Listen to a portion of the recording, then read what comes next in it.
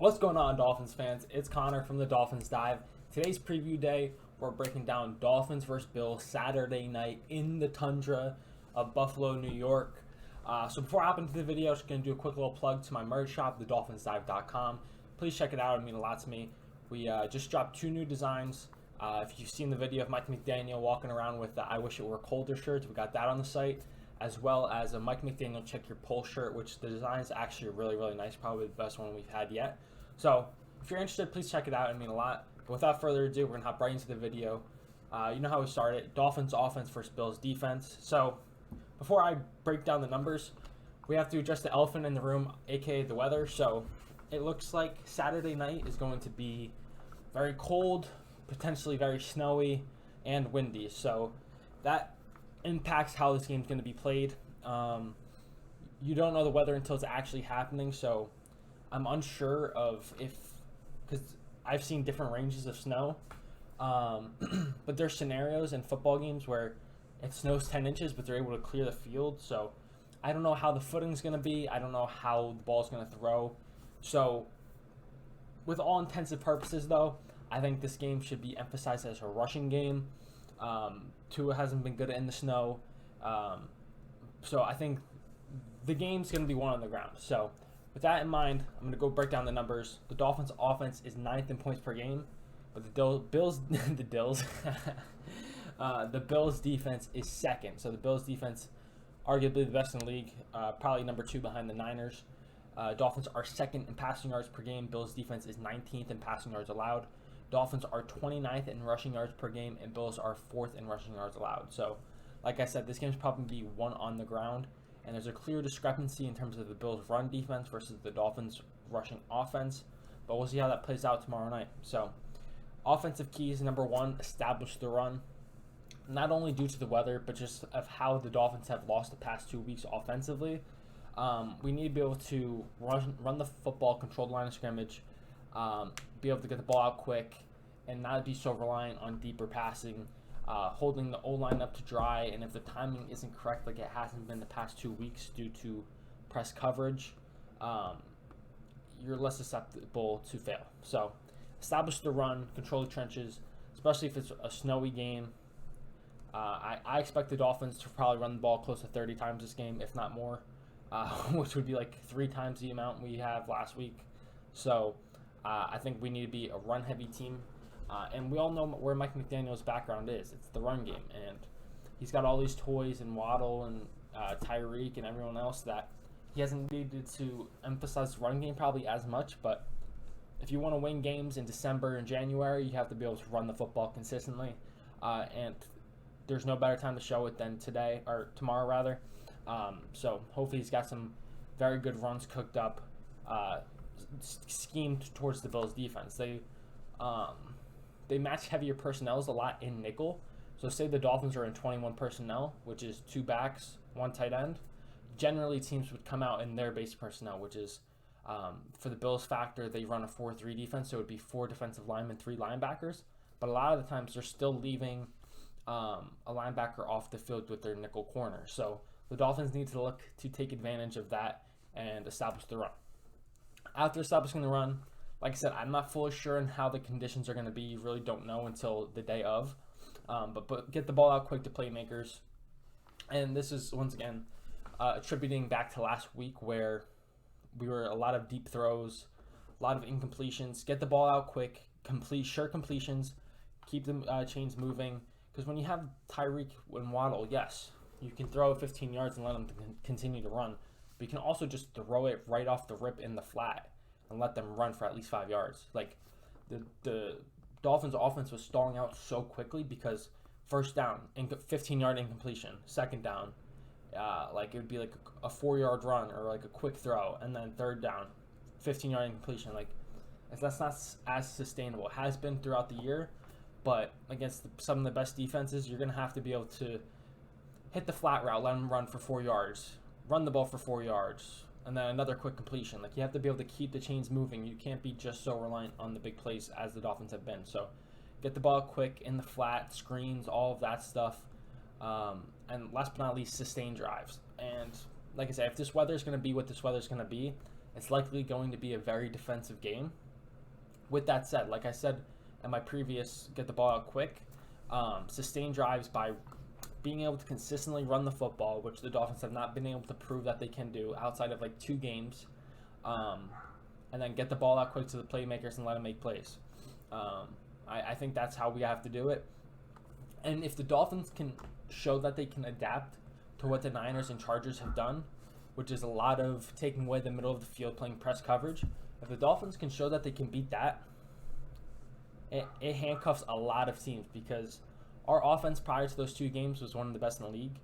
And if you are able to counter the opponent's counter, it's going to be even harder for another team to find a way to stop us. So the more we show that we can basically beat any defense, the harder it is going to be for defenses to beat us. So that's the last offensive key of the game. So now players to watch for the Bills defense. A lot of people on this list. The Bills got a great defense as shown by those numbers I previously stated. Tre'Davious White is finally back. He missed the first game due to his torn ACL, but he returned on Thanksgiving. One of the best corners in the league. You guys all know him. Ed Oliver.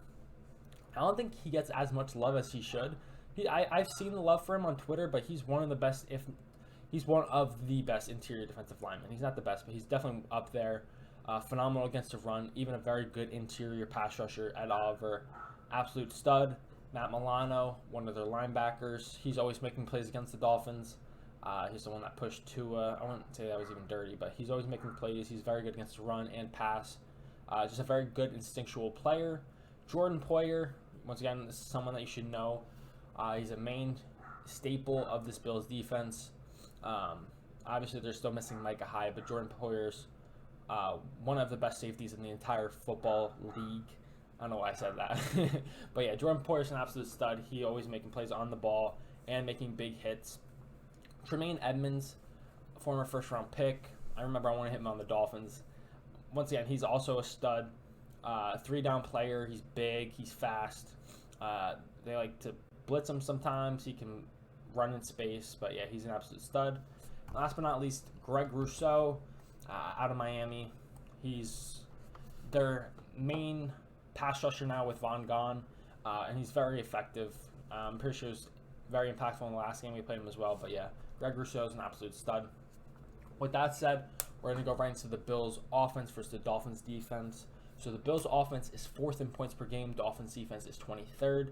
So they clearly have the advantage there. Bills are 6th in passing yards per game. Dolphins are 23rd in passing yards allowed. This number surprised me. The Bills are 8th in rushing yards per game, and the Dolphins are 7th in rushing yards allowed. So I was very surprised to see the Bills at 8th. But the more I thought about it, I have to consider how much that is attributed to Josh Allen being able to run. But with that said, even with a scrambling quarterback, that was still surprising to me to see. I know that was an emphasis in the offseason, but I was still surprised to see that number that high. So with that said, the first defensive key of the game, especially considering the conditions, is to stop the run. Like I said, in the snow, in the cold with wind. Josh Allen's one of the few quarterbacks that this really doesn't affect. If you remember the last playoff game where the Bills played the Patriots in Buffalo, it was like 0 degrees.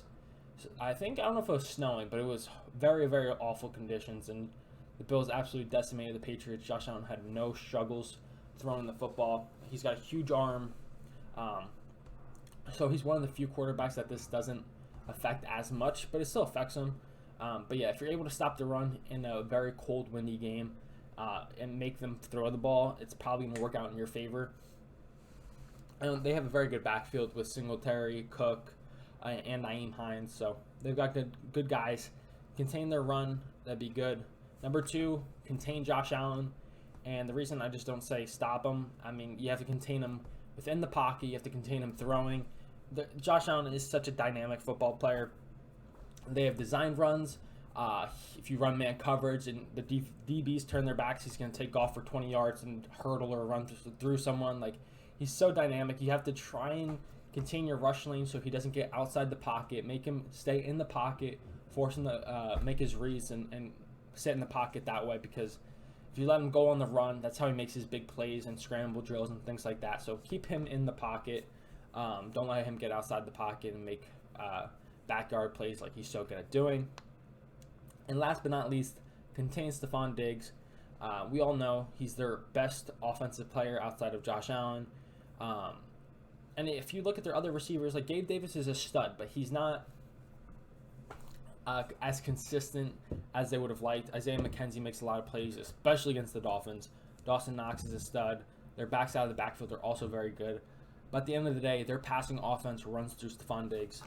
The Josh Allen-Diggs connection is one of the best quarterback-wide receiver duos in the entire league, if not the best. So if you're able to take that away from Allen, it makes it harder for him. Obviously, Allen's still a stud. The Bills are still very good, and they'll find ways to make plays. But if you're able to take away Diggs, it makes your life so much easier offensively. So that's the last defensive key of the game. Offensive players to watch.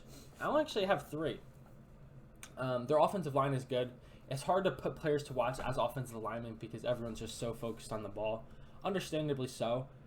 Me as well. It's hard for me to watch the trench play on the TV copy. I kind of want to go back and watch that on film and just let myself be a fan while I'm watching and then go back, dig into the film and then figure out the trench play from there. So the players to watch should be straightforward. Josh Allen, we already discussed this, one of the best quarterbacks in the league. Stephon Diggs, same thing for him, one of the best receivers in the entire football league.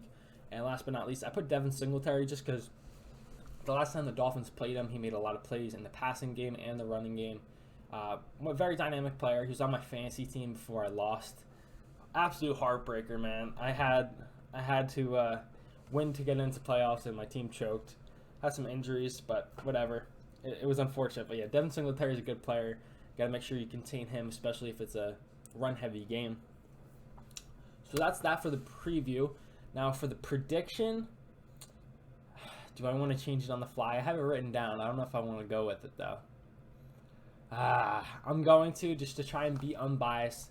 My prediction is the Dolphins are going to lose 28-24. Hurts me to say, obviously I'm a Dolphins fan. I'm going to be rooting for them. I hope I'm wrong. Just considering the conditions of weather and our inability to run the football consistently, I just think this is a game that the Bills have more of an advantage in. So that would have the Dolphins fall from 8-5 to 8-6, which would not be good. My prediction on the year are 9-4, so I'm hoping I go to 9-5 and the Dolphins go to 9-5 as well. I would hope for that more than it being the opposite, but we'll see. Comment your score predictions down below. I appreciate anybody for watching. It means a ton. Like I said, please check out the merch shop. That would be awesome. Until next time, I'll catch you.